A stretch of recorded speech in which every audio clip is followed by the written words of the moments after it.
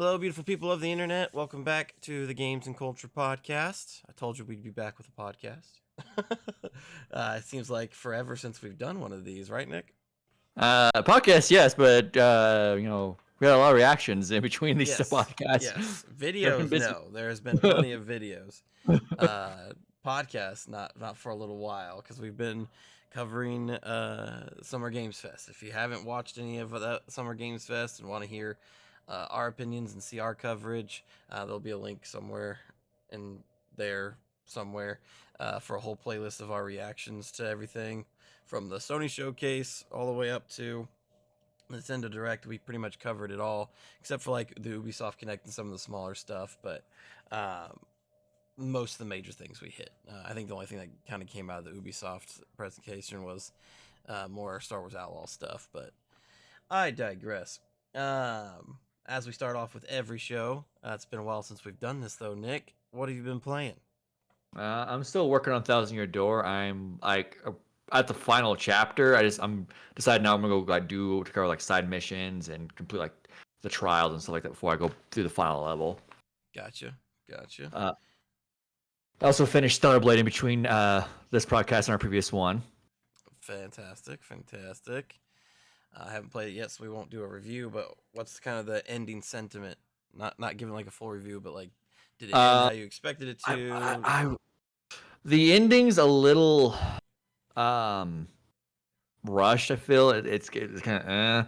I really want to do a review for it because it's such a weird game to I don't want to say talk about, because like there's games like other games Sony's made like God of War Ragnarok or other things, or Spider-Man, where there's like they're incredible games, but there is, to find anything negative, you're kind of splitting hairs. Whereas also bad games, out there where just like all these games are just crap. Stellar Blade has a lot it gets right and a lot it gets wrong. So it's very complex. It's not it's not even a game that like create like a Starfield where it's like it's just a jack of all trades. It doesn't do anything bad, it doesn't do anything good. There's, as I said, Stellar Blade gets a lot right and gets a lot wrong. So the complex feelings rises from it is good. I'll have plenty to say about its gameplay. Its gameplay is where it shines, as I said before. Stories where it's kind of like, I know Alex from the Angry Joe show reviewed it a couple months ago, and he gave it an app description, which I feel is accurate. He said the game feels like you find out a Hooters restaurant has a Michelin restaurant inside of it. I mean, which I'm like, okay, that's a interesting description that I feel fits the game. yeah, I would say so. That's interesting. I might get around to it at some point. I don't know. I'm still working on trying to finish Thousand Year Door as well, but I've taken kind of a off ramp to play Monster Hunter Stories 1. So we'll see. We'll see. I just don't want to play my Switch. I just really don't want to play my Switch or my PS5 for that matter. PC is consuming you. Yeah. But yeah, I've been playing a lot of the Faker League event. It's really a shame, all of the controversy, because the Battle Pass for the event is so cool.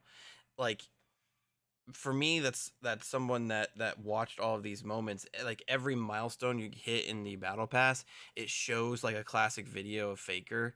So the event itself is so awesome in celebrating him. It's just unfortunate that it got kind of mired in all of this $500 skin bullshit and stuff like that. But like, yeah, I completed the battle pass. The progression on it was very, very generous, which was interesting because it's only been out for like a week and a half now. So I'm already done with the battle pass. All of it was super great. Again, the base skin model is actually a really good value. $40 gets you the Ari skin, the LeBlanc skin, and the battle pass, the base Ari skin, I should say. And so I got all of that, and it's been really fun to play through and see all those moments, high and low for Faker, as he's pursuing his 5th title. So been playing a lot of that. In addition to Monster Stories. I'm assuming that means that they didn't lower the prices. They didn't buckle under the pressure. They did not buckle under the pressure of the prices. No. That's They unfortunate. did not. So yeah, they haven't released any sales data or anything. Riot, aside from like normal balancing stuff, has been very quiet this entire event. I think it's because they did stick to their guns, and they That's what, and they're just kind of waiting for it to blow over. yep, exactly. They've already announced the next event and they're starting to show off the skins and everything for that event. So yeah, they're moving on. They're moving on. Some new that I have been playing though a lot. Is Clone Hero. My good friend Carlos taught me how to add songs onto it and set me up with a custom guitar that he made. So been playing Clone Hero. Clone Hero is on PC and you can pretty much download. People make songs for it and you can download them and play them. So I have the entirety, all of the Guitar Heroes on my computer right now, and I've been playing some of them. So it's quite fun. Quite fun. There you go. Quite fun. Next up's adding all the rock bands in there, and seeing what else I can add in there. But poor Paper Mario, Monster Hunter came out. I can't. I can't. I will say though, Monster Hunter Stories 1, playing it after Hunter Stories 2, because I had it on my 3DS, I just never played it. So Monster Hunter Stories 2 was my first introduction, and that was my game of the year back in 2022. I just love that game. So playing Monster Hunter Stories 1, there's so many steps back that you kind of have to manage because 2 was like honestly like a pretty big step forward. So that's been a little bit of an adjustment, but still fun. Still fun. Good. Still That's fun. good. Super fun. Yeah, it sounds good. I did have a chance because I finished the Fire anime that I was wanting to finish before I started to watch the Fallout show. But I have watched the first couple episodes of the Fallout show now. Holy crap, it's really good. Okay. Like I mean, I heard obviously reviews before were stellar. But before the show came out, I was like, it's probably not going to do so well. No, they got it right. This is Fallout. They do a good job of.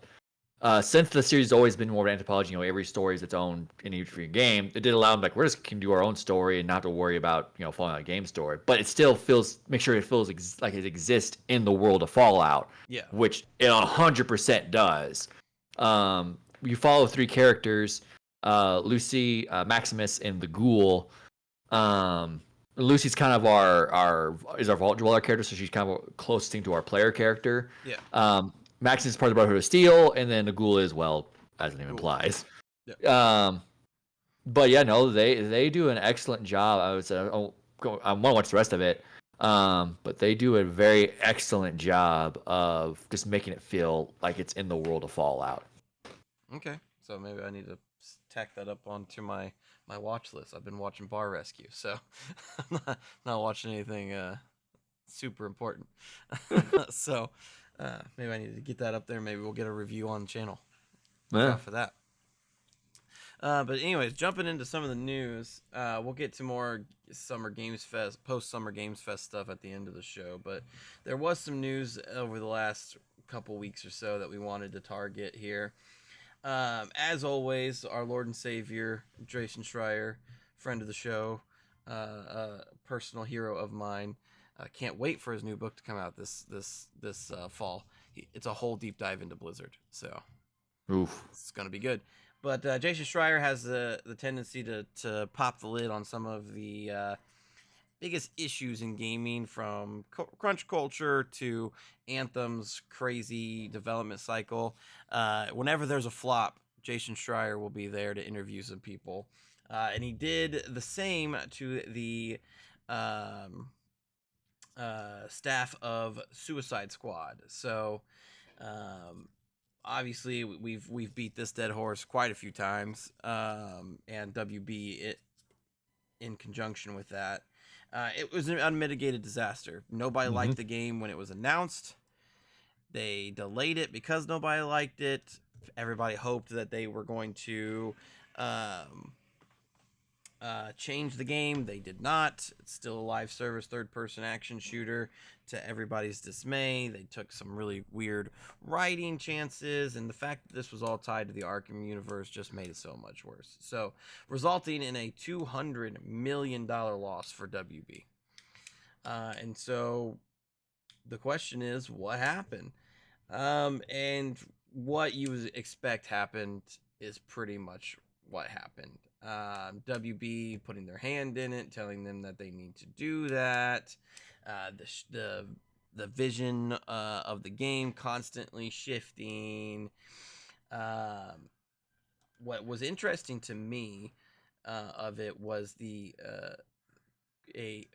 culture around rigid perfectionism, which sounds quite familiar if you know anything about the Anthem, the Anthem development cycle.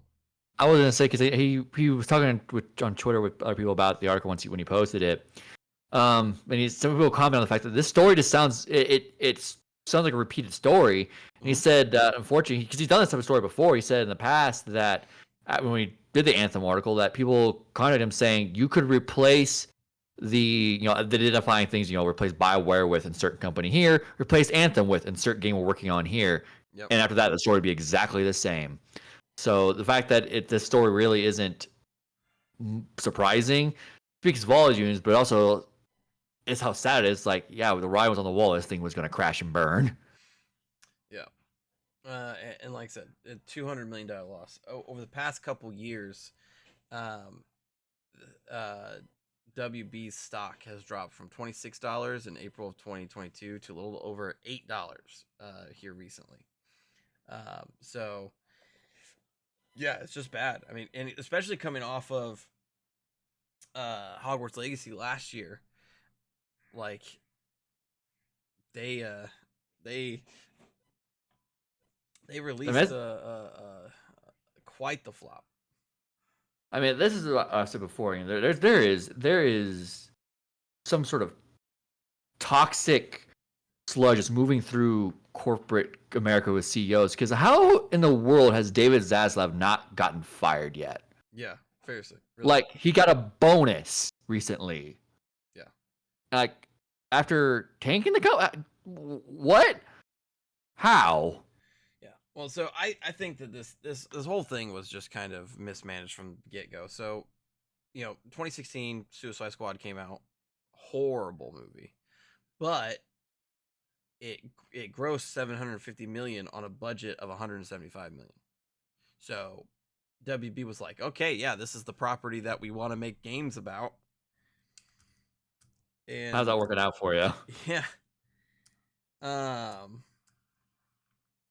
Yeah, because when it was so 2016, because Arkham Knight came out in 2015, and so in 2016 when Suicide Squad came out and WB saw the dollar signs, Rocksteady was already in early production for another game. They were already prototyping a multiplayer puzzle solving game codenamed Stones, and then around the end of 2016, the studio leads were like, "Yep, we're done with Stones. Suicide Squad's the next game we're making." And then that's why people had left after that. Understandable. Yeah, I mean, it's a fact of the matter. WB wanted a games as a service game, and then they made Rocksteady do it. Which is crazy because Rocksteady had only made single player games up to this point. Like, I don't understand okay, so Suicide Squad made money. I get that in terms of the movie, but the critical reception of that was awful. Like, I don't understand.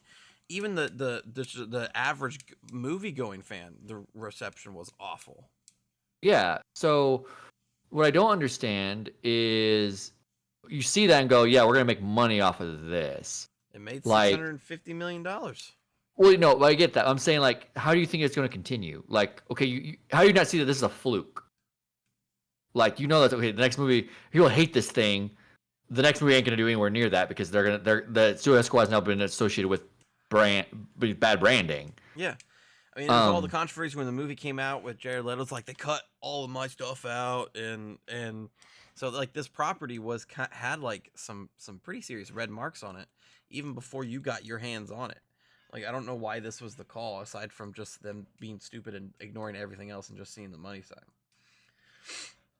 But yeah, like because WB wanted to do a live service game, that's why Suicide Squad had to be a live service game. But even like when they redid Suicide Squad in the movie, like the James Gunn version, James Gunn Suicide Squad is actually really good. But it didn't do anywhere near as well because of how bad the original one was. So, like, why wasn't the plug pull going, okay, this brand isn't the moneymaker we thought it was going to be? Like, there were so many off-ramps before you got to this point, and yet... Yeah. Their team swelled from 160 people to more than 250 people.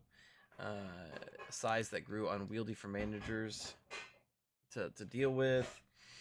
Early days of development, the studio kept its work on Suicide Squad a secret, even from potential hires, because they were just surprised that they were working on a multiplayer game, because that's not what Rocksteady's known for. People would result after they learned that information.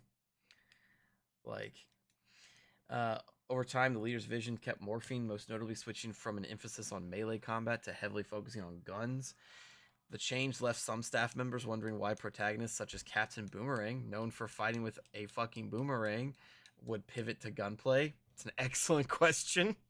Why is King Shark using a minigun? I'm a freaking shark. It's an excellent question. August 2020, after 3 years and multiple delays, Rocksteady, I'm quoting Jason Schreier's article, by the way, Rocksteady would finally reveal its plans, telling Suicide Squad would be released in 2022. Additional frustration kept piling up.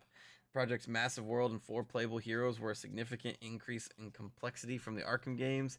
Engineers, under the impression they were rushing towards an immutable deadline, prioritized short-term fixes that later proved to be hindrances as the release date kept getting pushed back. I mean, yeah. The studio lead, staff members will wait several weeks or months for him to review their work. So they were just stuck in limbo for huge points of time. Morale dropped. There's a thing he says later on, mentions later in the article. Despite the internal concerns among frontline workers, executives from Warner Bros. Kept reviewing demonstrations of the game and sending laudatory feedback, praising the graphics and saying they expected Suicide Squad to become a billion-dollar franchise.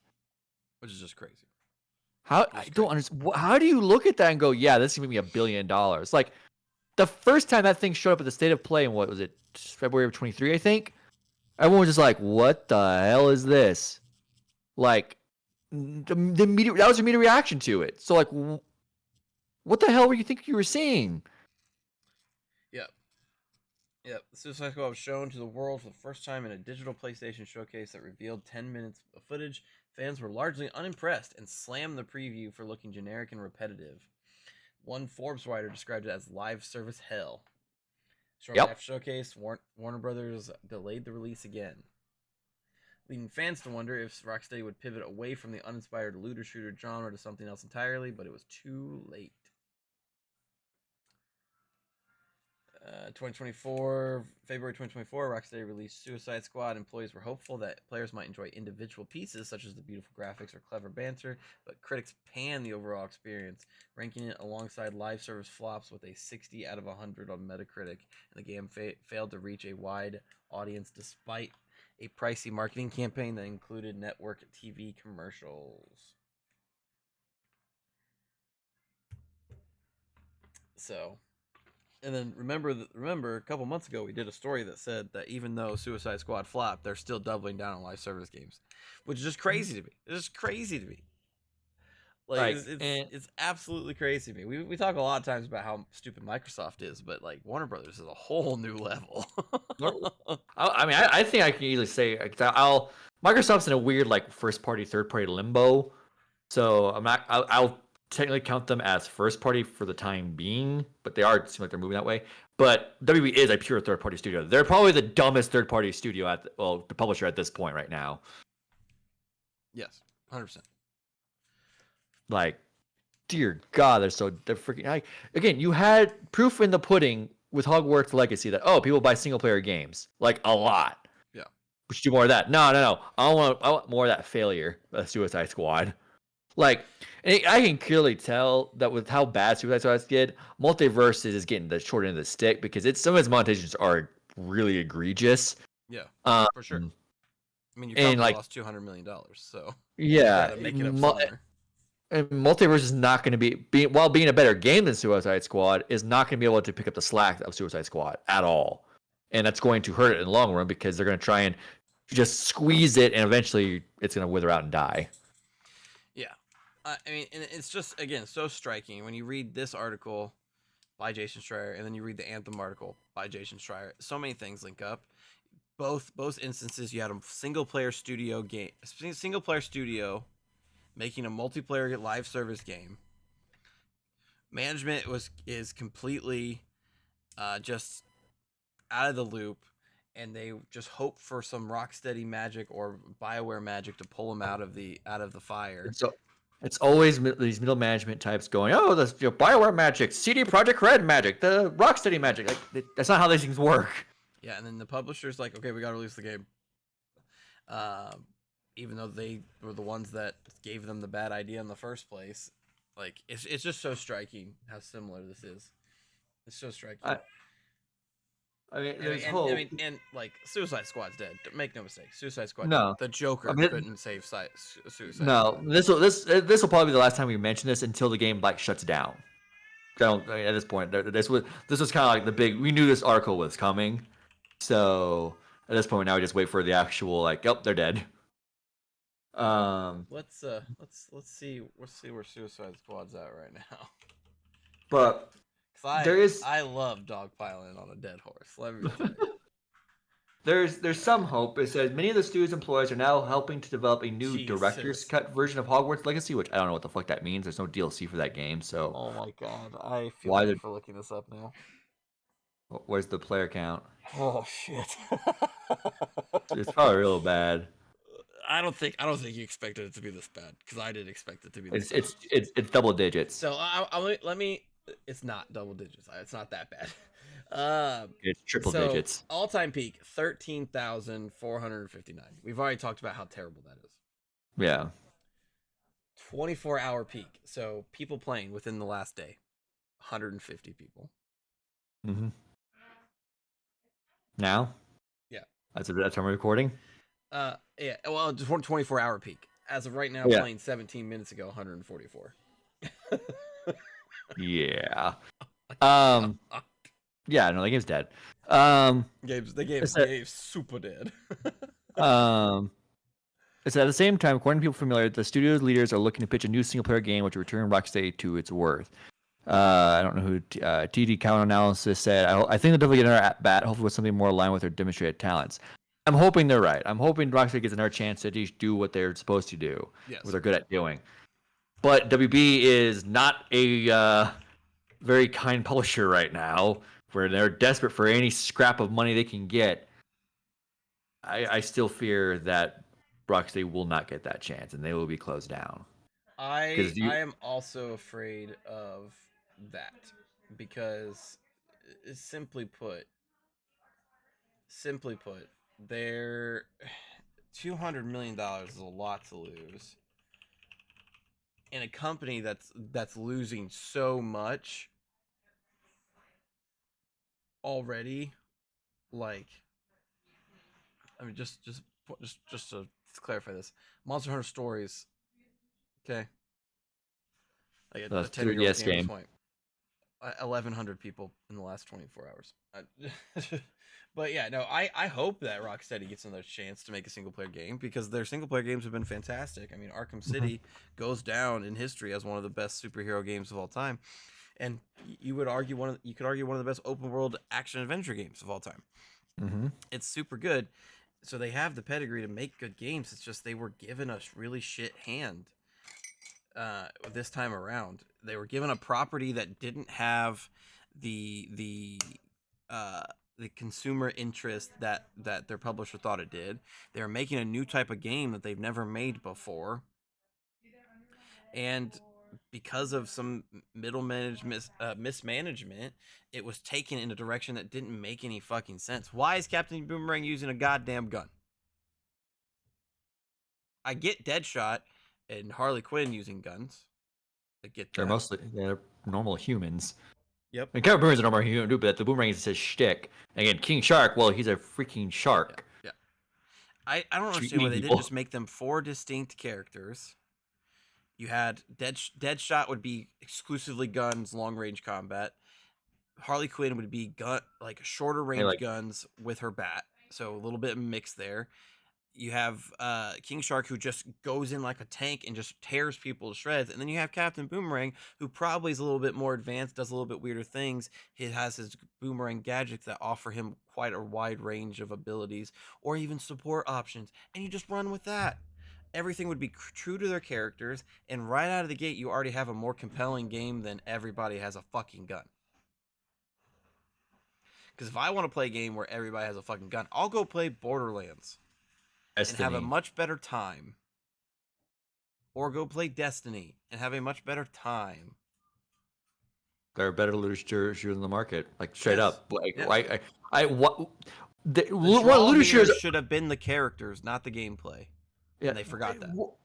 One for looter shooters. I mean, that's already a genre that's not a easy genre to get into. No. Though like ones who are there are pretty much entrenched. But why do you think that? Yeah, looter shooter. I want to play DC characters with that. Like what? Like people are not going to play a DC game for a looter shooter. They're going to play a DC game for you said for the characters because those characters have means a lot of things to a lot of people. They're So iconic. I don't understand the logic of doing it this way. There was no logic. That was the point. They saw Suicide It's all dollar Squad signs. made $650 million, which honestly really isn't that much fucking money, and said that this is what they're gonna do. This is what it's gonna be. And they lost $200 million because they just didn't pay attention to the fucking market. I mean, Simple as DC that. has spent. If you DC, looked aside from the $650 million and just looked at sentiment, everybody was like, "This movie's fucking shit." Holy fuck, Margot Robbie's the only good thing about this. Holy shit. Why would you want to make a game off that? It's unfortunate. This pain to say is, so I personally I prefer DC characters over Marvel characters, but DC has spent the last 10 years just torpedoing the brand, like Yes. straight up. Yes. Like the movies have been for the most part shit. There was the Batman, which was really good, but here's the catch: it was part of it wasn't part of the universe as a whole. It was just a Batman movie, and that was it. Yes. Joker, the first Joker movie, it's a great movie. I just don't know how I feel about it being Joker, but that's beside the point. But then There's a couple bright spots, but for the most part, shit. yeah, for the most part, crap. I mean, that you have the Suicide Squad here, and you have the Suicide Squad movie being crap. I mean, as I said, James Gunn's Suicide Squad was actually really good, but it didn't do that well because the brand had been tarnished at that point. Yeah. So I don't understand.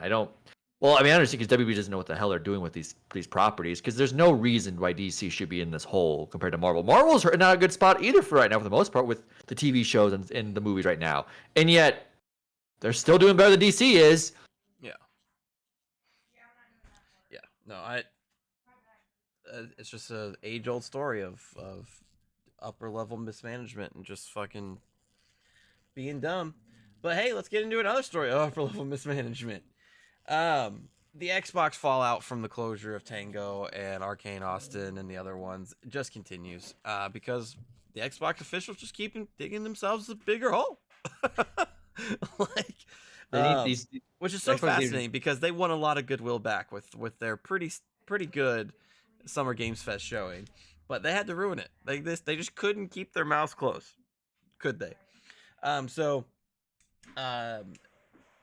everybody keeps asking Sarah Bond, Matt Booty, and Phil Spencer about the closures of Tango Software specifically, because they had a hit with Hi-Fi Rush, like they were riding high. And so Matt Booty, in an interview with Variety, said some stupid shit. and we're gonna cover it. So I'm quoting VGC's article on the matter. Uh, Basically, Matt Booty has implied that Tango Gameworks was closed down due to a change in creative leadership at the studio, which makes no fucking sense. So, getting into it, although he didn't name anyone specifically, Booty implied that a change of leadership and staff at Tango may have been one of the reasons for the closure, suggesting that while Hi-Fi Rush was a success, there was no guarantee the remaining setup would have delivered a similar success in the future, which is just It's wrong. fucking ridiculous.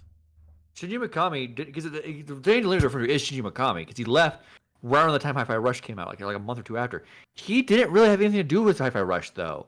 He Yes. specifically stated before Hi-Fi Rush even came out, that basically he was setting the studio up to basically not need him, to be Yep. successful without him, and that Hi-Fi Rush was essentially the game that the studio wanted to make. You know, his hands weren't really even about his help in that game. It wasn't about like I'll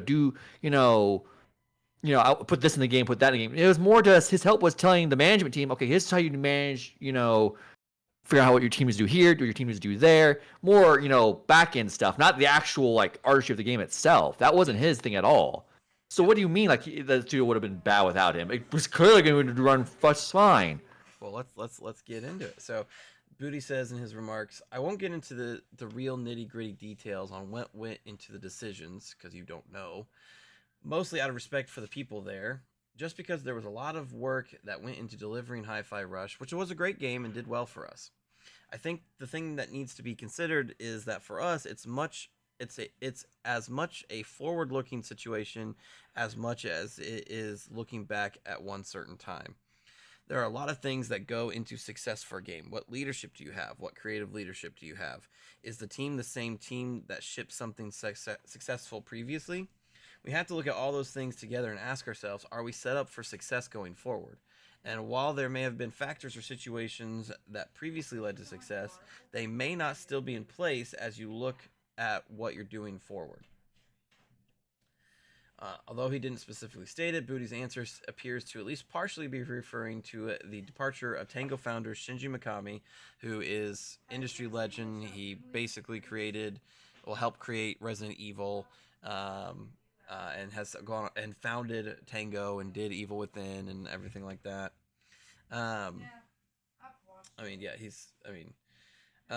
Who left the studio to form in 2023 to form a new company. Like I said, Mikami directed Evil Within, oversaw Tango's other games as an executive producer role, best known for his time at Capcom, where he directed the first Resident Evil and its 2002 remake and Resident Evil 4, among other titles.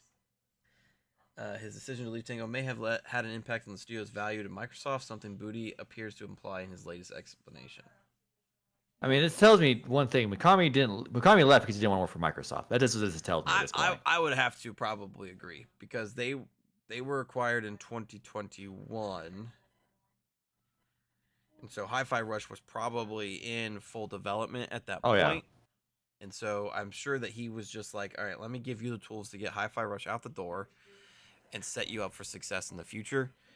But yeah, I bet you're right. I bet you he didn't want to work for Microsoft. And it seems like there was some retaliation about it. So Booty goes. Go ahead. This goes to show that Microsoft generally does not care about the talent they have. They want the prestige to already be there for them. They want it. They didn't want Tango and all its Hi-Fi Rush. They wanted Shinji Mikami. Yeah.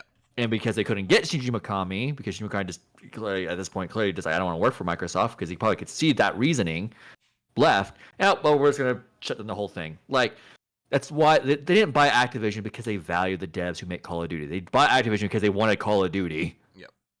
No, 100%. I agree. Because again, Hi-Fi Rush brought you prestige. It was nominated for Game of the Year, something that Starfield didn't certainly do, but somehow Bethesda's still open after absolutely botching one of the largest games of the year. Like, it doesn't make any sense. And that's why everybody's still asking and being very relentless with Matt Booty, Sarah Bond, and Phil Spencer about this, because it just doesn't make any sense. I mean, that's no, and Because we'll touch. other developers and publishers, if they had a successful game and the developers were like, "All right, we're going round 2," nobody's going to turn that down. Do you think I mean, Sony, when Insomniac pitched Spider-Man 2, said no? No, they said, "What do you need to get this done? Absolutely, we want you to make Spider-Man 2. You're putting but I Venom mean, in it? Fantastic." but even there, because I mean, like, in something at that point in time, we're already like a massive proven success. But let's rewind the clock to earlier compared to Sony. Let's go to Naughty Dog and Uncharted 1. Because Uncharted 1 was a bit rougher on the edges. Yep. And Naughty Dog wasn't the prestige studio. Well, they had prestige, but they weren't what they were now. And, in 2007, the PS3 was not doing so well. So there's no way Uncharted 1 did that well in sales. But the game was still good. And Sony looked at me and go, okay, you want your shot? You do really elevate what Uncharted can be? Okay, you can go and make 2. And 2 changed everything for PlayStation 3. Yeah. Yeah. So them saying that the reporting that said that they were pitching a sequel and that's why they got closed down, like, I just don't buy that. No. This had to be something else more, and I assume it's stupid. It has no business sense whatsoever. But Booty goes on to dig himself a further hole. With many of our studios, we try to look at options, he explained. For example, we recently had Toys for Bob, a studio that was previously working on Call of Duty titles, go back out and become a new independent studio, and we've announced that we've got a publishing deal with them, and we'll share more about that when it's important. I think back to a studio called Twisted Pixel in Texas that we acquired. And then for a change of goals, it wasn't a perfect match anymore. That studio today is still thriving, and we wanted to set them up for success. So we absolutely look at the possible business options are to keep a studio open or perhaps have it change hands. And it's just one of the things that we look at across the board. Sometimes these things come together, sometimes they don't. What do you mean? The studio was thriving. The studio had 4 major releases in the last 10 years that all did fairly well. Evil Dead 1 and 2 did really well. Ghostwire Tokyo did fairly well. Hi-Fi Rush did extremely well. Like you said, you mean to tell me there wasn't a buyer? If you I don't want the studio anymore. You mean to tell me there wasn't a buyer who would gladly take them off your hands? But they didn't sell them away because they wanted the IPs. Mm-hmm. They wanted the IPs. But even if I bet you $1 million if they put Tango up for sale, Sony would have chomped at the bit because they had a previously publishing deal for Ghostwire Tokyo that went fairly well, and I'm sure they were ecstatic to get Hi-Fi Rush, and so I assume Sony would have been like, Tango, come here. Even if Microsoft would have sold them off without the IP, we keep all the IPs they have, but you can pick the studio and the talent. There would have been publishers going, that team is talented. I'll gladly take them off your hands. Yeah. Because it's a talented Japanese studio. So there's a lot of these American companies like EA, for instance, that would probably love to have somebody like that in their back pocket to help with some Japanese appeal. That's one of the things Microsoft is not good at is Japanese appeal. Because I mean, let's be real. They've been in charge of advertising. They don't have overseas appeal because PlayStation rules Europe too. True, but I was gonna say they right now Sega and specifically Atlas games are heavily advertised with Xbox stuff first. Nobody associates those games. No one associates Yakuza. No one associates Persona with Xbox. They associate more with the Switch honestly than Xbox, and it's been barely on the Switch. It's insane that they closed the one studio that gave them a leg up in that region.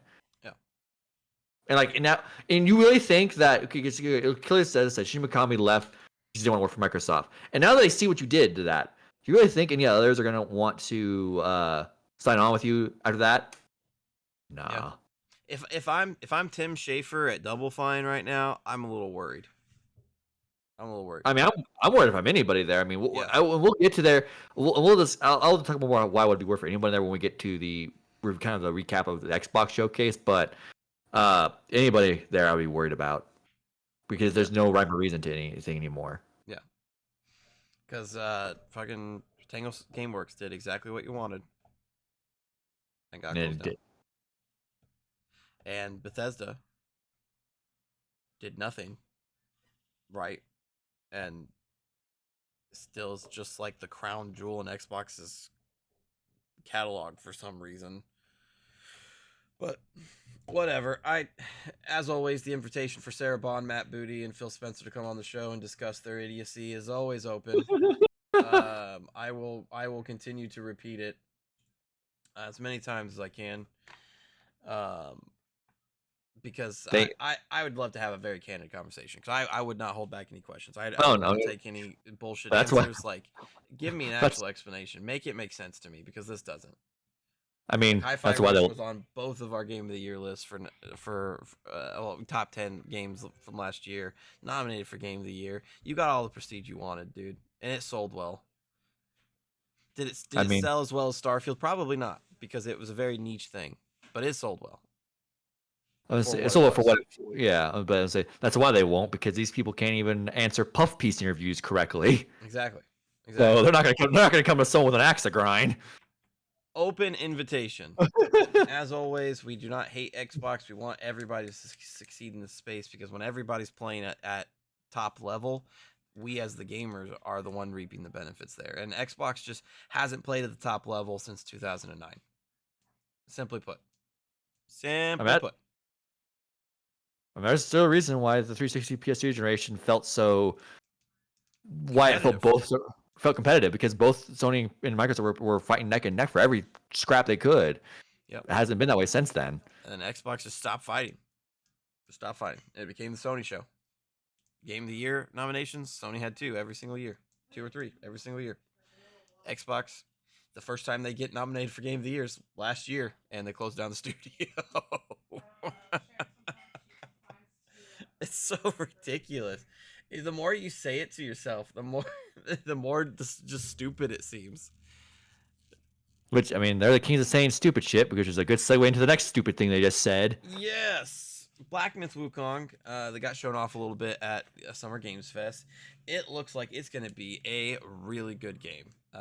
Made by Game Science. It's coming out, I believe it's August, right? Yeah, I think it was the #1 pre-ordered game on Steam for a few days there. Primarily from China. China looks really excited for that game. Yeah, I mean, well, it's because Chinese mythology, so yeah, it's resonating really hard there. You obviously play as the mythical hero Wukong, and it's an action RPG. Looks super cool. It comes out on August 20th for PS5 and PC. Notice what system I didn't say. Despite them previously announcing that it was coming to Xbox, it will not be releasing on Xbox consoles on August 20th. And so there's a little bit of controversy that came out when the trailer was shown, because they dropped the logo. So everybody's like, oh, Sony must have bought a exclusivity deal or something like that. That was the general sentiment. Game Science, the developer, came out and said, no, that is not true. They said that they are currently optimizing the Xbox Series X and S version to meet our quality standards. So simply put, they're having trouble getting it to run on Xbox Series S. It's the same thing as Baldur's Gate 3. Same thing. Because obviously the Xbox Series X will be able to run it if the PS5 can run it. So they're having trouble getting it to work on Series S, because Xbox needs that fucking console parity, because they're idiots and made a lower powered console that's worse than even some of the last gen consoles. And it's like you said, same thing as Baldur's Gate 3. And so that's the developer saying, yeah, dude, no, there's no exclusivity deal. We just need to get it running to meet our quality standards. We don't want a Cyberpunk 2077 situation. Like, we're trying to get this right. And so that seemed to have calmed everybody down a little bit. But then Microsoft, in a statement, says bullshit. They come out and say, we're excited for the launch of Black Myth Wukong on Xbox Series X and S, and we are working with Game Science to bring the game to our platforms. We can't comment on the deals made by our partners with other platform holders, but we remain focused on making Xbox the best platform for gamers, and great games are at the center of that. Which goes to imply that Game Science made a deal with PlayStation, when that's not true. Oh, two things here. One, if they did, Sony would be screaming it from the hills. That's what they always do. Yep, They don't own. They would have been They would have had the trailer posted on their page with that blue underlining It, PlayStation logo. it wouldn't. Get it on It wouldn't have been. PlayStation. It wouldn't have been a Summer Games Fest. It would have been the State of Play. Yeah, And they don't. Sony doesn't own the rights to Stellar Blade, but they were marketing the hell out of that thing yes. because it was an exclusive. They're not doing anything with Some Myth Wukong. Yeah, it's because it's not an exclusive. Yeah. The fact of the matter is, the Xbox. We said it all generation long. The Series S is worse than some last gen consoles, and you're making current gen games for a last gen console and expecting everything to be hunky dory. There's an issue I saw. So if you go to the Steam page for Some Myth Wukong, it says that the requirement for PCs, like minimum requirement, is 16 gigabytes of RAM, which honestly is about normal. Yeah. And that's what the PS5 and Series X have. The Series S has 10. And remember, for consoles, it has to share that RAM with the OS eating some of that up. So technically, it's even less for the Series S. Yeah. No wonder it's not running correctly. Yeah. And it's an action game, so they are probably trying to pump as many frames as humanly possible out of that so that you don't get your ass kicked when you're playing the game. Like, it's so crazy to me that people still don't realize you have developers coming out and saying this thing sucks. You have like critic members coming out and saying this thing sucks and is holding back the generation. But like Xbox fans and Xbox themselves are just like, no, it's fine. We want console parity between a current gen console and a last gen console. They should be able to play the exact same game at the exact same way, no issues. That's not how things works. There's a reason why a lot of Switch games take forever to come out after a new console release, because it takes time, a lot of extra time to downgrade that thing. Yes. A lot. Yes, and to figure it out. And sometimes it doesn't work. No. Sometimes it's fucking terrible. Have you seen Witcher 3 and Outer Worlds on Switch? Like, what the heck? So it's so crazy to me that people are taking this Microsoft at their word instead of listening to the game devs say, yeah, we're having issues getting this thing running. Because they even said they're optimizing those versions to meet our quality standards because they don't want to release a faulty product. Because look at poor Cyberpunk. I mean, I've seen some things like, well, why are they prioritizing the PlayStation version? I was like, because the games sell on PlayStation. Of course, you would prioritize the PlayStation first.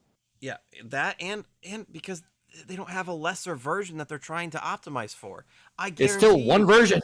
Yeah, I guarantee you that the Series X runs it fine, and that's not the issue. Because there's no way the Series X specs are very similar to the PlayStations. The problem is the Series S. Because you can't just release a game on Series X.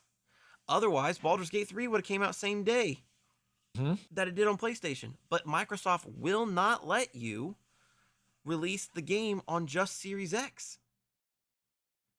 That's not how it works. Again, this is a flip-flop of what happened in the 360 generation. Microsoft got a lot of de facto exclusives in the 360 generation because the cell processor in the PS2 was a nightmare. Yep. And now things have flip-flop. Nowadays, like, the Series S is taking up so much optimization time because it's so weak. PS5 is literally just a singular unit right now, and it's runs things fine.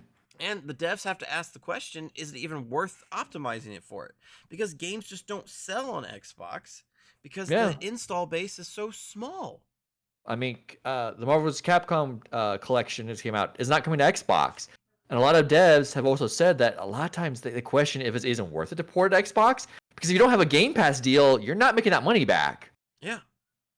So the fact of the matter is, like, Xbox has created this environment where game devs don't want to make games for your console.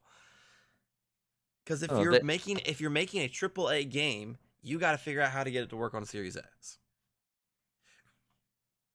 And if you're making a smaller game where you need everybody to buy it as humanly possible, then you just want to go where the more install base is. That's why a lot of indie games release on PlayStation and Switch, because those two install bases are huge. It just doesn't, There's like, the more you talk there. about Xbox, the more it just doesn't make sense. Well, I mean, the issue is it's both. Microsoft wants to avoid accountability, and Xbox fans don't hold Microsoft accountable. Yeah, That's really all for this sure. comes down to. You have to hold their feet to the fire. Yeah. Because they've made so many bonehead mistakes over the past decade that the only reason they're still afloat is because of Microsoft. Yes. Daddy Microsoft is putting Xbox's allowance right into their back pocket without asking any questions. And now that allowance becomes $69 billion, they're starting to ask a little bit more questions. I don't know, man. That's why they're it's just that's why they're crazy to me. That's why they're slowly beginning to go third party, because they want that money back. It's just There's crazy just to me. it's kind of the same thing with this with Davis. I don't understand how Phil Spencer's had a job, because there's just been so many wrong calls made repeatedly. Yeah. That he put them in this position. He didn't. You could say he prevented the division from being shut down, which okay, sure, but he hasn't made the division successful. No, he has not. Not at all. Not at all. Not even close. Not even close. They're just throwing money around. It's almost like, too, they're throwing all this money around because they want to make money but not putting the work to make the money. You know? As I said, they don't care about the devs. They just want the IP. Yeah. Quote. Like, they want the prestige of putting the work into it. I guarantee that upper brass of Microsoft don't give a shit about Persona. They only wanted to advertise with it because it became a big name with Persona 5 and Persona 5 game on the PlayStation. So like, oh, well, I want that prestige because Sony has it. Oh, well, I'll take marketing then. They didn't actually care about what it took to actually make that franchise a big household name. Yeah. For sure. For sure. I don't know, man. I think honestly this is the downturn of Microsoft. I think they will go, well, Xbox, I think they will go third party. I think it's inevitable at this point to make back all that money, because they're not going to make it back with their own money, with their own stuff. It's just not. No. I mean, poor Hellblade was sent out to die. Just to die. Nope. Don't worry about Ninja Theory. I worry about anybody that isn't Bethesda and Activision at this point. It may be Playground, but like 343 has been shit for years. Obviously the Coalition's fine because they're making the new Gears of War game. But like Tim Schafer and Double Fine, dude, I would have never signed up. I would have stayed indie. I would have never signed that paperwork to get acquired by Microsoft. Because damn, man, you make a game every like decade, and typically speaking, they're all very, very small and niche experiences. Like Psychonauts does not have widespread appeal. No. Hi-Fi Rush had more widespread appeal than Psychonauts. Like, oh, Undead Labs, they're making State of Decay 3, so they're probably fine. But like, I don't know, man. I mean, since we're here, I guess it's a good story to talk about E3 winners and losers. And we're talking about Xbox, we'll stay there. I mean, yes, I will classify their individual show as putting them into the winner category. They had a good show. Yeah. There is a asterisk, not an asterisk, just a dark cloud hanging over it because of all this. Yes. That despite the fact they did have a good show, I'm still here going, okay, well, if this game's successful, is the dev still going to see you around after the game comes out? And you can't. Yeah. And also just the fact that Microsoft has been overhyping things for a long time and under-delivering, that yes, they are very much in a I need to see the finished product before I get hyped for your stuff again. Yes. So some of the big names that they announced: State of Decay 3, just a trailer. It's coming next year. The biggest announcement I think was Gears of War E-Day coming next. No, they didn't even get released for Windows, so that's probably 2026. But taking place prior to the events of taking place on E-Day, if you're the day that the Locust emerged. Which I think it's a great idea. It's a fantastic idea. It's a fantastic idea. So there's hope that title is going to be successful. They showed off a little bit more Fable, but they did not show off like any gameplay for it. They showed Weird off point. Avowed. Avowed's coming out this year. Really didn't show much of it. A lot of it was just kind of like holding your cards to your vest. So there was a lot of like just CGI in their stuff. Like Indiana Jones was mostly just cutscene. Didn't get a whole lot of Yes, gameplay out of that. And even the even though it's cutscene coming we out got was this year. even the cutscene we got that was eh. Like it had its Indiana Jones isms, but the Indiana Jones ism just doesn't hit anymore. Not for me at least. I mean, My favorite announcement was the South of Midnight. They finally showed yeah, so that was good. combat for that. That was good. I hope that does well. But if Yes. it doesn't, I'm scared. And it's not a title that you can guarantee success with. Even if it's good, it might just it might have the same success as Hi-Fi Rush did. I think that it will have the same success as Hi-Fi Rush. I think it will be a critical darling. I think it'll be a Game of the Year nominee or some kind of award nominee. Maybe for action adventure or for visuals or direction, stuff like that. Because its visuals are immaculate, but it will not. It does not have widespread appeal. No, It's not. It is a 5 million. It is a 5 million title. It is $5 million. It's a 5 million sale unit title lifetime, easily, because it just doesn't have widespread appeal. even 5 million is a little questionable because of Game Pass itself cannibalizing some of that. True. So, that's I hope the best for it. It does look good, but again, if it's as successful as Hi-Fi Rush was, I mean, well, that doesn't mean safety now. The people that make it, Compulsion Games, they're in a very similar spot to Tango. Their previous games were like We Happy Few and stuff, so games that were somewhat successful but not like lighting the world on fire. So even if this game comes out hot and does well, I don't know what Compulsion's future could be. That's the dark cloud over him because Yep. there's no reason I should be looking at South of Midnight going, yeah, I worry about their future because the gameplay, what they shows there shouldn't be concerned about that. Yeah. No, I wholeheartedly agree. So Xbox, because of their announcements, gets placed in the winners category. Because I mean, Gears of War E-Day alone is a huge announcement, but to finally get gameplay of South of Midnight, State of Decay 3. I know there's lots of people that love the State of Decay games. And I a little bit more Fable. I liked what I saw with Perfect Dark. Yeah, but I don't know. There's just gameplay for that too. There's just something. It was Perfect Dark, but there's something going on in the back of my head going. Something seems off here. This seems too good to be true. This doesn't seem like it's the game. It seems like it's a vertical slice. Like, kind of like how Killzone 2 was back in the day. How we also that term like, oh, this looks good, and then the game came out like it wasn't anything like that. What we saw. Yes. I have that feeling with Perfect Dark. What we saw. Well, I mean, you have 2014 Watch Dogs, the trailer, and then the game came out completely different. 2017 Anthem, that thing was completely doctored.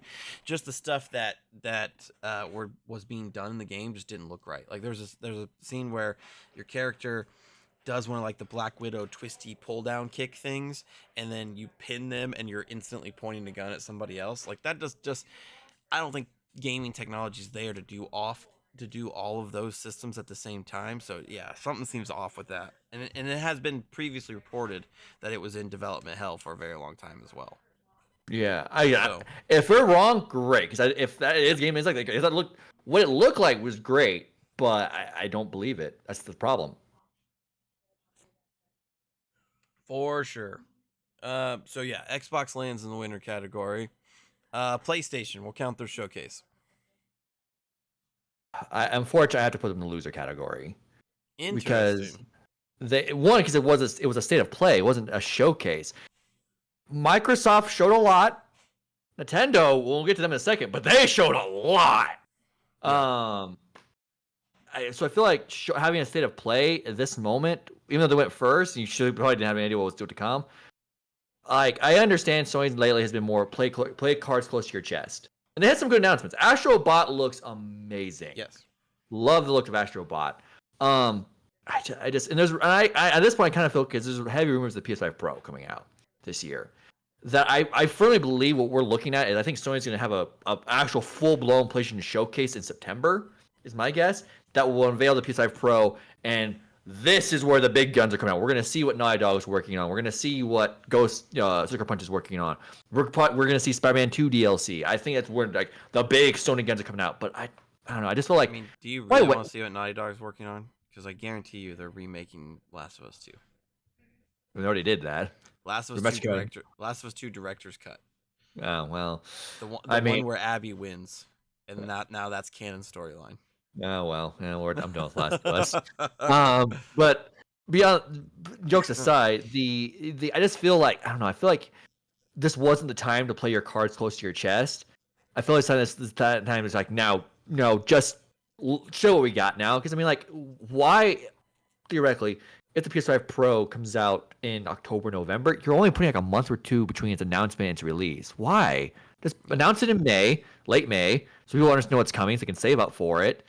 And just that way people aren't talking negatively about you. Like, oh, I know what Sony's up to too. Oh, I see that whatever the new thing Naughty Dog's doing, whatever the new thing the studio's doing. Like, it just they're loser because of how everyone else played their hands this time around, and they didn't. Yeah.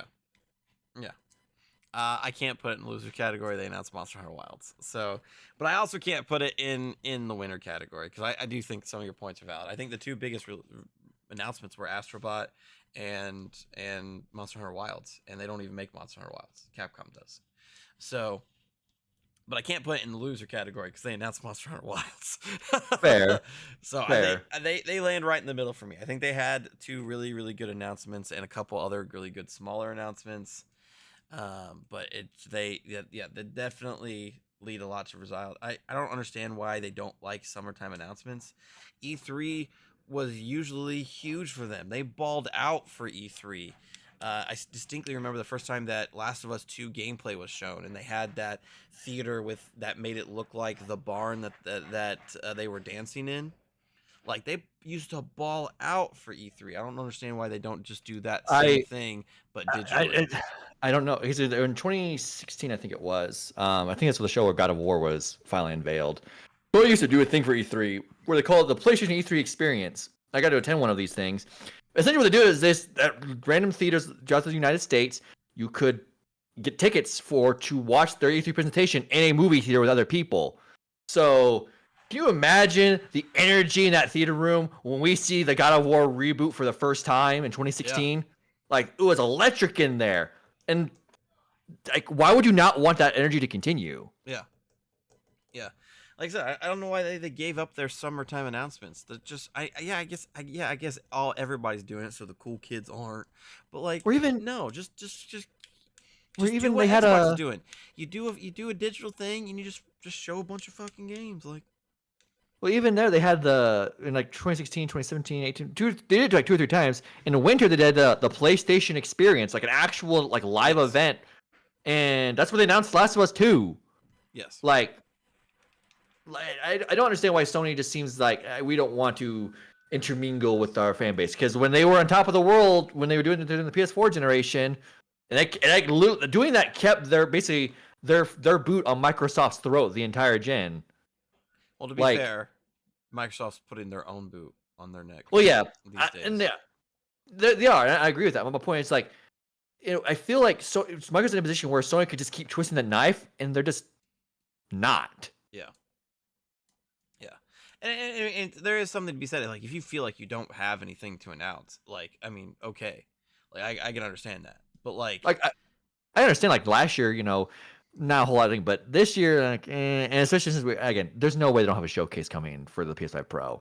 Yeah, like, there's no way that Sucker Punch doesn't have something to show on Ghost of Tsushima 2. There's no way that Insomniac isn't working on something else, because they absolutely are. They've had Wolverine, obviously, and they also had that multiplayer project that nobody still knows anything about. Oh, well, that the leak, because they had that leak, unfortunately, and it was a Spider-Man multiplayer thing and got shit canned. Oh, well, shit. Well, fuck. Yeah. Okay, I guess we need to know. But you can't tell me you're not working on something else for Spider-Man related, aka the Venom game. Like, come on. Yeah, no, we know the Venom game exists because of the leak. So, like, but again, I'm saying if that is the case, you want to do a showcase for the PS5 Pro in September. Why does it not do it in May when everyone else is doing it? That way, you're not allowing everyone else to suck up all the oxygen in the room. Yeah. And if you're worried about the announcements being able to like showcase themselves, like Nintendo announced like 1,000 bangers, and every one of them had their own time to shine. Like you can announce a Venom game and Astrobot in the same press conference. Like it's okay. Mhm. So yeah, I can't put them in the loser category because Monster Hunter Wilds, but I can't put them in the winners category because just go back to being E3 Sony, man. Just give us some cool shit. Even if you do it digitally, you don't have to rent out a theater or anything crazy like that. Just have some kind of fun like presenter in a digital backdrop room and just show off some games. Like it's not that hard. Do it in June. Everybody goes crazy. It's fine. Um, Devolver Digital. I feel as though Winner. winner. They They won. announced, even though they are much smaller than the other ones, they announced some really cool stuff. Hmm. Um, some really cool stuff. I really don't have much to say other than that. I mean, No, they were. They're a winner, but it's a very like you did what it was expected of you, and not much else. yeah, But you know what? Sometimes it's you fine. announced some cool games that I'm excited for that are a little on the zany side. That's Devolver. I will say though, their comedy sketches definitely could have been better. I understand that you went with It like was funny. a psycho leading up to a birthday thing, but there have just been other ones, like the one from a couple years ago where they had like the streamers and like the robotic Volvi, and like he slowly was like going insane and then like turned on everybody. Much Yeah, better than the psycho birthday. Um, I would have understand something like that if it was still COVID because it was just a single person, you know. Probably would have been very safe to film in COVID, but we're out of COVID now. Like, give me full Devolver craziness for the love of God. You're all that we have left in this barren wasteland of of console wars and shit. Um, we didn't really talk about it, but Ubisoft had their press conference. I mean, it really just was the Star Wars show. I was gonna say they're in the same boat as I put them in the same boat you put PlayStation, where I can't put them in winners, but I can't put them in losers.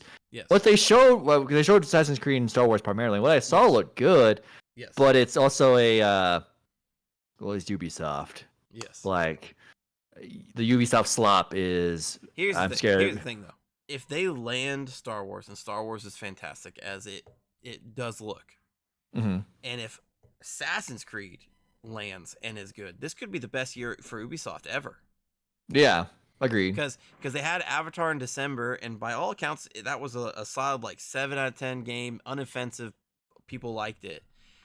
If you knock it out of the park with Star Wars, one of the largest IPs in the world, and then you knock it out of the park with Assassin's Creed, which is a storied franchise in the gaming sphere, and it's the game that everybody wanted being in Japan.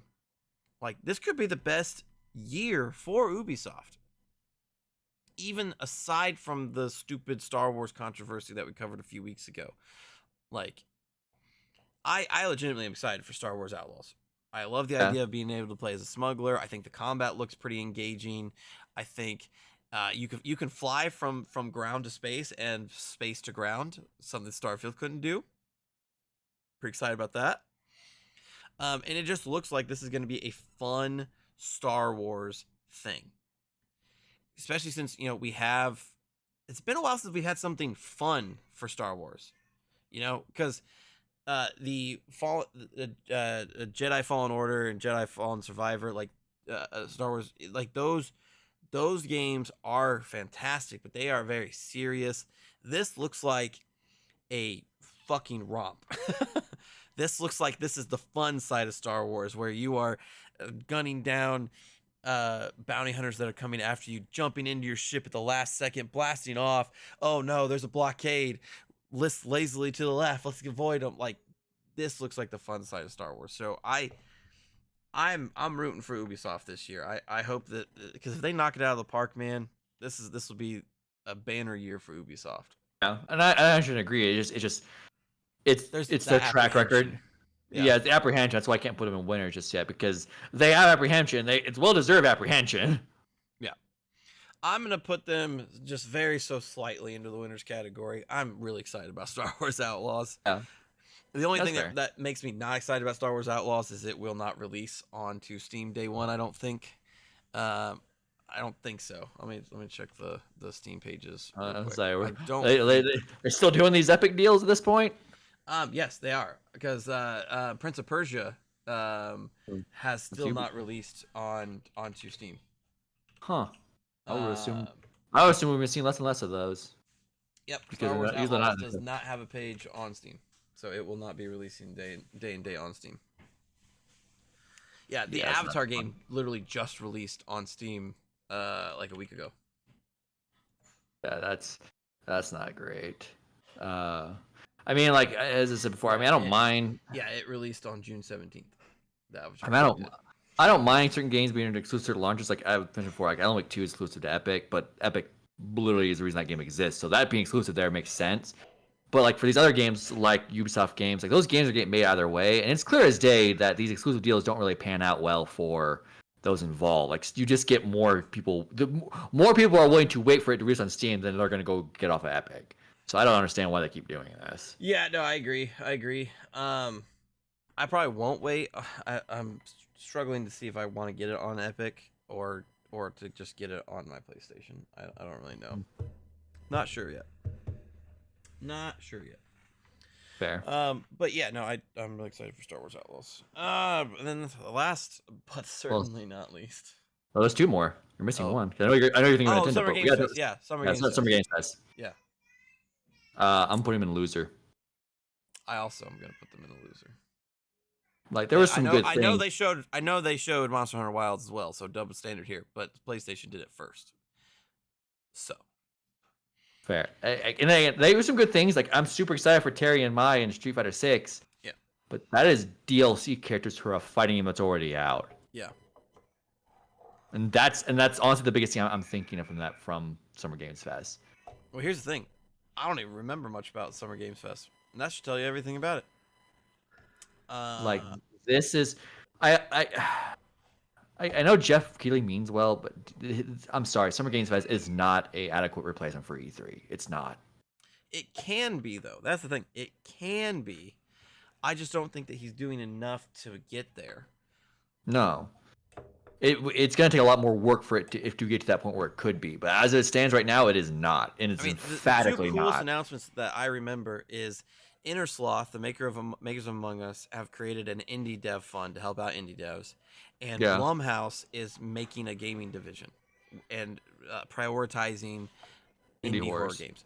Those are the two Yeah, coolest announcements, and those are not even game announcements. Those are just companies doing cool things for other companies. yeah. You also announced the Lego Horizon there, which that was Yes, interesting, but I that's think not that's a probably the biggest game announcement from the presentation, which is cool, super cool. It's a Lego game at the end of the day. Lego game. Like I said, my biggest thing was the Street Fighter 6 stuff, and that's not saying there was also Fatal Fury. I forgot there, but Yeah, these are again. I'm saying as someone who loves fighting games. Like that's not unless you're at Evo, fighting games should not be headlining your show. Or your Smash Brothers, because Smash Bros can do that. But normal fighting games, like DLC for Street Fighter and Fatal Fury is niche among fighting games. Like yes. those should not be your headlines. No, they shouldn't. It just yeah. There needed to be more there. There, like I said in our and when we broke it down when it aired, there was not that one last thing Mm-mm. announcement, you know. Um, which yeah, I there just wasn't enough there. There just wasn't enough there. It did not have the punch that Xbox and Nintendo had in their press conferences. So yeah, no, Yeah. I firmly believe loser. Jeff Keighley, love you to death, man. You're doing the Lord's work trying to push the industry forward, but you need to get some of these bigger publishers on board with what you're doing. Like, if I were you, I'd be talking to Sony and having Sony's showcase be like connected with yours or something because you need more of a punch. Mm-hmm. We are far removed from 2022 and you announced it's showing off Elden Ring for the first time. Or is that 2021? Maybe 21 because the game came out in 21. 22. Yeah. Like that was Summer Games Fest at its peak. Like you got to show off Elden Ring. Like they could have easily shown it off with PlayStation and Xbox. But no, they chose to show it off with you. Like you need more of those announcements. Mhm. And I mean even the Game Awards last year, there like really wasn't any huge announcements. So I think Jeff Keighley's stock has fallen down a little bit. It is. I mean, He he needs needs to to, because I mean, like, also we're watching Summer Games Fest. It feels exactly like the Game Awards feels, except there's just no awards, Mhm. and that shouldn't be the case. The Game Awards need to feel like its own distinct thing. Yes.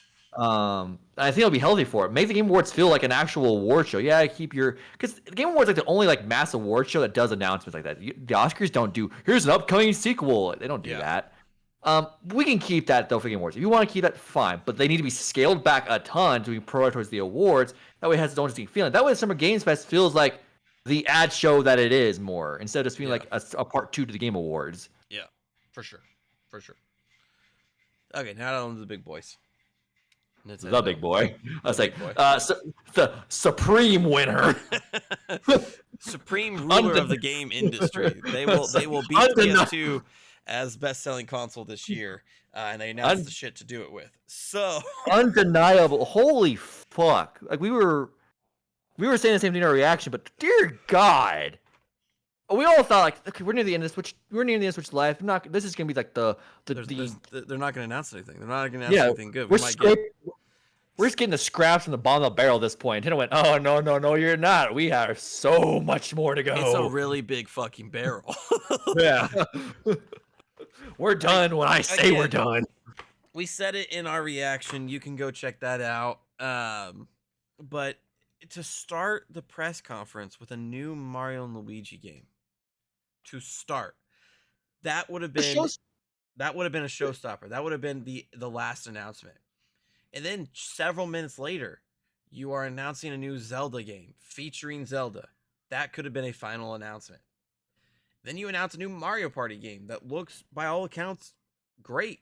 Could have been a final announcement. You announce things like the Capcom Fighting Collection for Marvel vs. Capcom and Miles Edgeworth Investigations finally coming to the West. Those things are huge. And then to end with the first look of Metroid Prime 4. Like, that's a masterclass at how to run a fucking industry event. like, it wasn't like it was a massive flexing on everybody. Yeah. Like, the rest of the industry is doing these layoffs and overspending budgets. Nintendo's going, we could just, not spend that much money, but also, make sure we have B teams keeping things moving. Like, it's been a while since the 3D Mario game. And that's the big tentpole stuff from Mario, the 3D stuff. Yeah. But there's been plenty of Mario stuff since then. A new Mario and Luigi, a 2D Mario, Paper Mario Remake, Mario RPG Remake. There's so much there left for Mario to do with, B team stuff that it's filling the gaps in between the big major 3D games. Yeah. I mean, this year, so last year, Mario had Mario RPG Remake and Super Mario Wonder. This year, Mario has Luigi Mansions 2, Mario and Luigi, Thousand Year Door Remake, and now a new Mario Party game. You're essentially last year of the Switch, and there's 4 Mario-esque games. And Peach. Five Mario-esque games to be like, yeah, no, we are the kings of this industry. We've heard you fuckers at PlayStation and Microsoft talk about how we're not a threat. Fuck you, we run the industry. Like because Nintendo figured out a long time ago that the power race wasn't worth it to them. Mm-hmm. And it's paid. It's that bet paid off at this point. It's clearly shown it's paid off. Yeah, little rinky-dink potato tablet is literally dog walking the rest of the industry. Yes. And the crazy thing is when they upgrade to the Switch 2, hopefully next year. Think about all the other games that the Switch couldn't run that might make their way to Switch, like Baldur's Gate 3 on Switch 2. Yep, they could do it. Yeah, they could do it. They could fucking do it. Like that's what I'm saying. Like the Switch. And also, like if I'm at Microsoft and Sony, I'm actually worried about the Switch because not only do you just have the goodwill of everybody in the industry, like everybody wants to work with Nintendo because it's fucking Nintendo.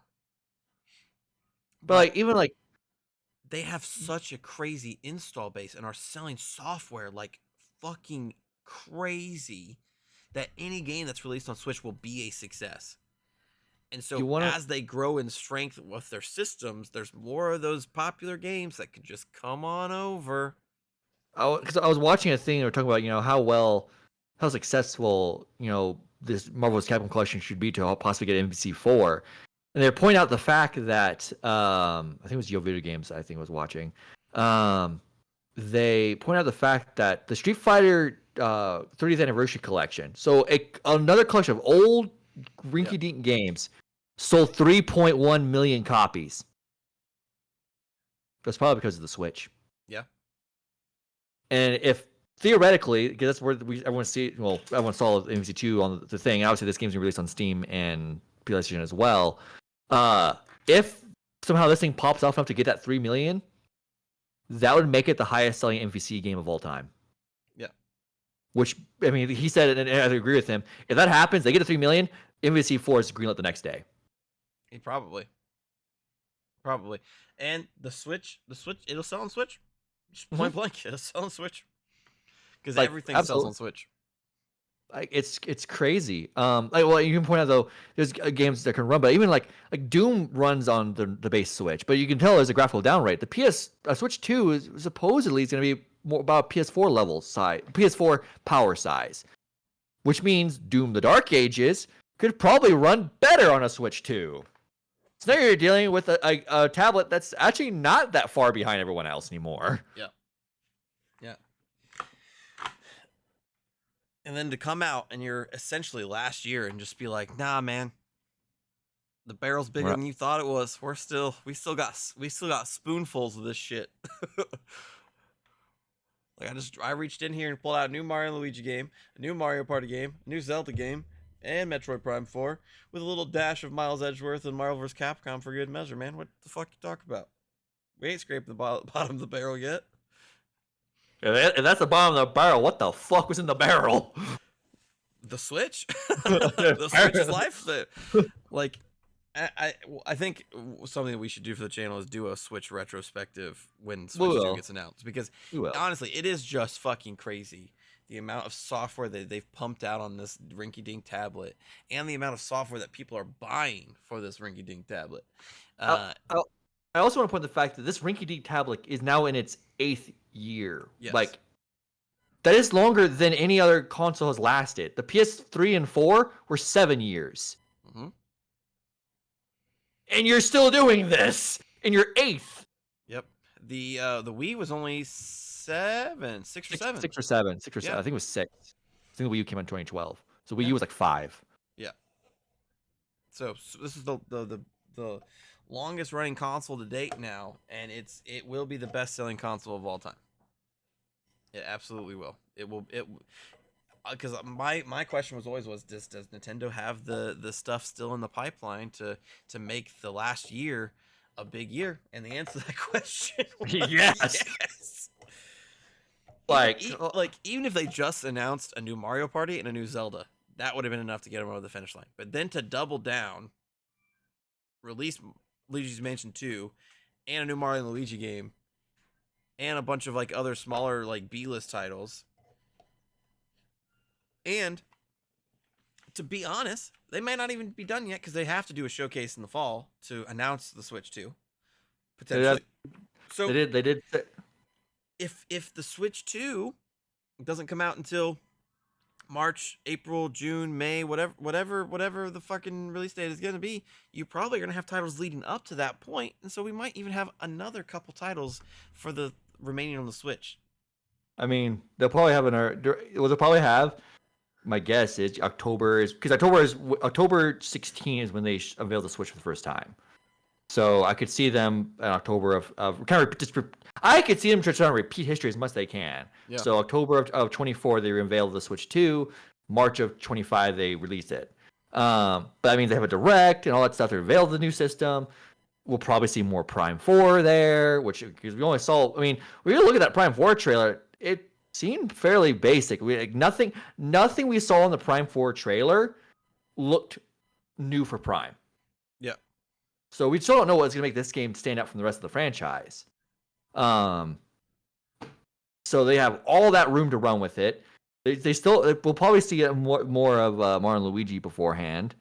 There's just so much that they can do. Nintendo does not. Microsoft, because Microsoft closed, Tango, because they do these things to bolster their next quarterly report. Yep. They're only thinking in 3 months terms.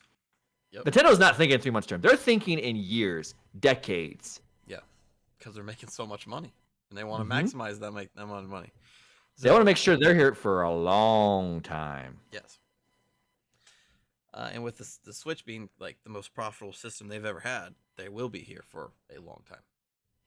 They're not going. There was cries, with the week before the Switch came out that the Switch was gonna flop and Nintendo would go third party. They ain't going third party for a long time. No, the world will end and Nintendo will still remain. That's just what it is. That's just what it is. Mm-hmm. If I was at Sony or Microsoft, I'd start taking that a little bit more seriously. I mean, Microsoft at this point is like Microsoft has to look at the Switch and go, okay, this is where I can sell my stuff. Sony's kind of be looking Sony needs to be side-eyeing Nintendo a little bit, like, I could use them because they are using them for Lego Horizon, but they could also be a threat. They're a threat. They're a threat. They're a threat. Better get in good with them. They're a threat. Well, that concludes this episode of the Games and Culture Podcast. Not a whole lot of news, but some big hits, and then obviously all of the Summer Games goodness. Obviously, we'll be back in 2 weeks with another episode. Hopefully, on the one hand, I hope there's stuff that happens because then we have news to talk about. But then on the other hand, I'm like, I hope nothing happens because when stuff happens, typically it's layoffs and shit. So no more of that. No more of that, please. Don't but be knocking until on then, wood. no, what'd you say? Said don't be knocking on wood. But until then, we will see you in the next video. Thank you for watching. Subscribe if you haven't done so already. Check out some of the other videos that we've got on the channel, like our Peach review or our X-Men 97 review. We have reactions for Nintendo, Xbox, and PlayStation, and Summer Games Fest. If you missed one of the press conferences, tune into our coverage. See us pop off about cool announcements. And yeah, we'll see you in the next video. Appreciate you watching. Adios.